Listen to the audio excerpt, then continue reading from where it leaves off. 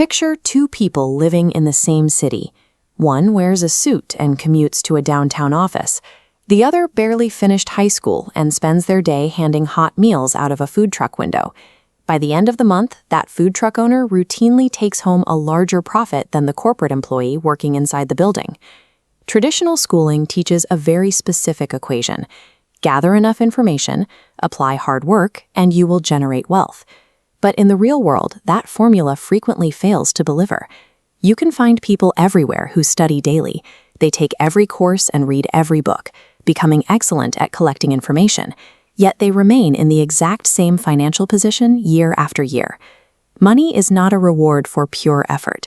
It is a byproduct of exchanging value with someone who actually needs it. To understand why the dropout often outperforms the scholar, we must look away from the individuals and look instead at the invisible space between them. That space is what we call the gap. It is the divide between a surplus on one side and a real scarcity on the other. Stepping into that chasm and closing it is the specific mechanic that generates profit, a process that functions even when traditional academic credentials are missing. Long before online businesses existed, ancient merchants utilized this strategy. They loaded up cheap goods in regions of high supply and hauled them to places where those same items were rare and expensive. That merchant and the modern food truck owner are using the same logic. They are simply exploiting a location gap. The food truck succeeds because it pulls available food from a kitchen surplus and brings it directly to the office building at the exact time workers are hungry. Bridging physical distance to solve a daily, immediate need is value exchange in its purest form. But distance isn't the only gap. Consider a small-town butcher who never seems stressed about money. He relies entirely on a processing gap. He buys livestock directly from local farms, processes it, and sells the meat to families looking for convenient, quality dinners. He isn't reinventing the industry. Countless reliable businesses outperform flashy startups simply by quietly living inside this processing margin. You can even use time. Take the historical example of the farmer who stored a portion of his autumn fruit harvest instead of selling it right away.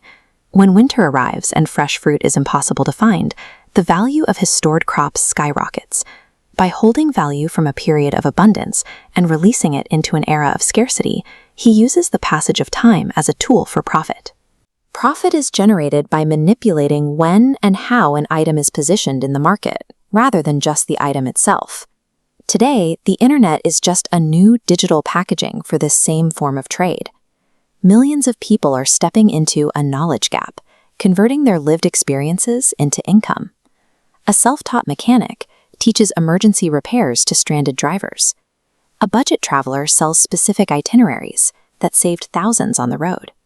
Someone fighting out of debt walks others through recovery, step by step. Whether pulling a cart of physical spices or delivering digital advice to a smartphone, the logic of moving value from surplus to scarcity remains constant. If these mechanics are so consistent, why do so many capable people stay broke? They fall into the trap of perfectionism. They wait to feel completely ready before they ever try to offer value to anyone else. Meanwhile, an amateur with less knowledge takes imperfect action. They offer something small, start collecting feedback, and begin generating income. Waiting for perfect readiness is a quiet trap. It allows those who start earlier to gain momentum, while more talented people stay stuck in the research phase.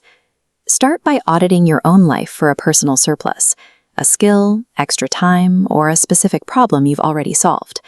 Then ask the framing question, who around me actually needs this right now? Generating wealth doesn't require a formal invitation.